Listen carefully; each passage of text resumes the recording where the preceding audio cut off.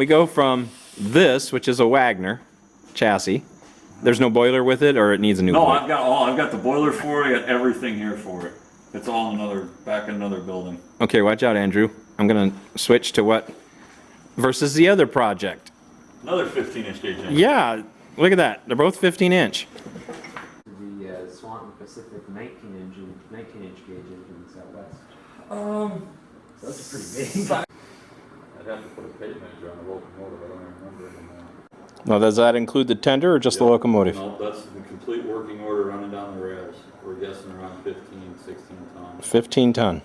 It's 10 tons, so this thing's a heck of a lot heavier. Yeah, we didn't like the idea of hinges on the outside. Now, once this is completed, it'll take 2 guys to do this. Ain't that something?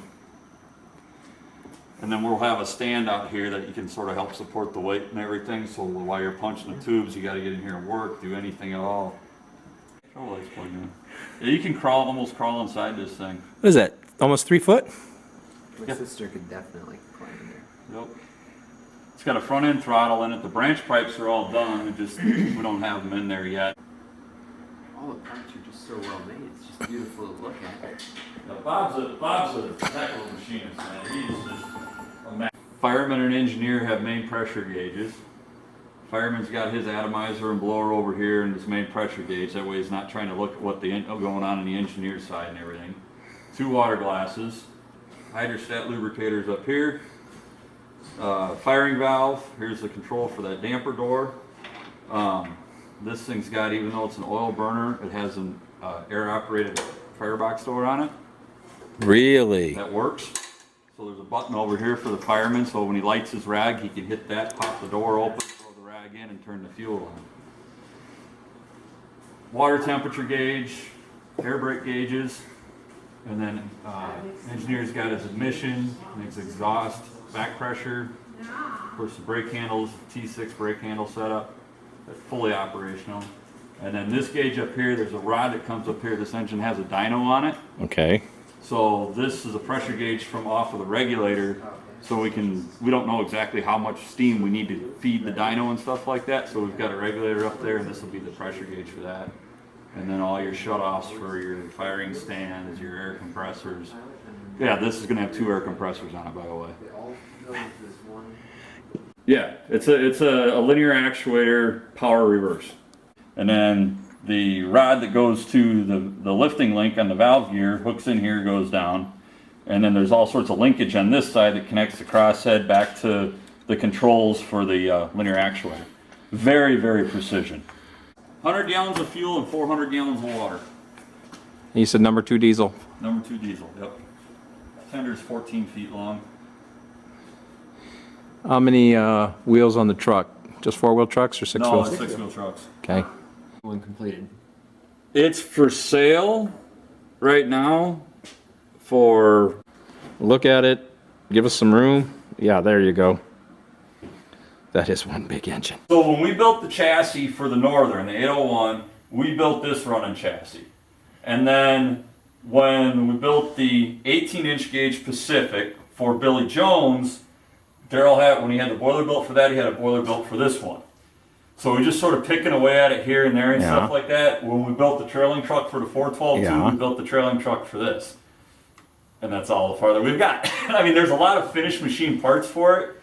The worst part about it is, and why it's so rusty and everything, is several years ago, I forget what year it was, there was like 18 inches of water in this shop.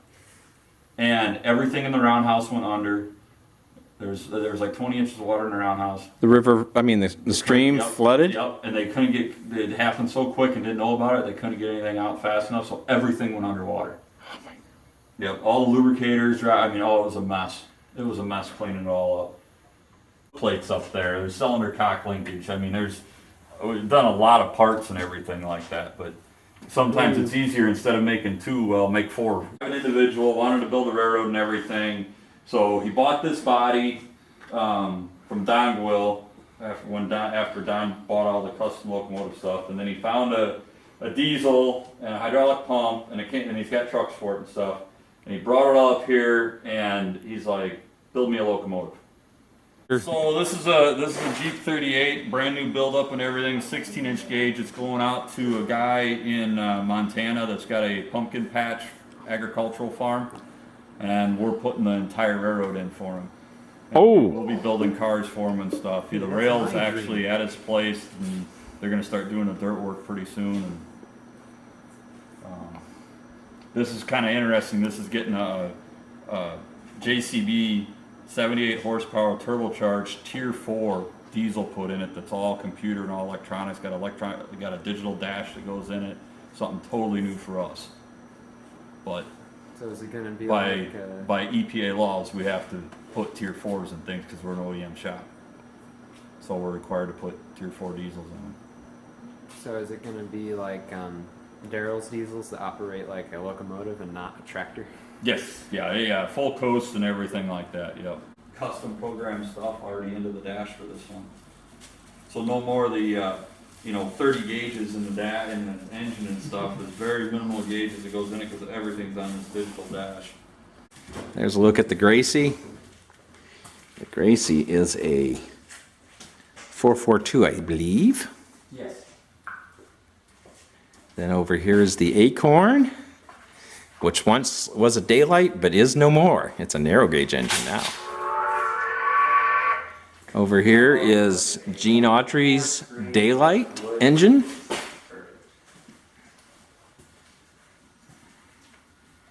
And then over here, of course, is the Merrick Locomotive Shops 1919 Darrell Clockmakers Big Pacific. Big Pacific. How many tons did you say this one is? 8.5. Okay.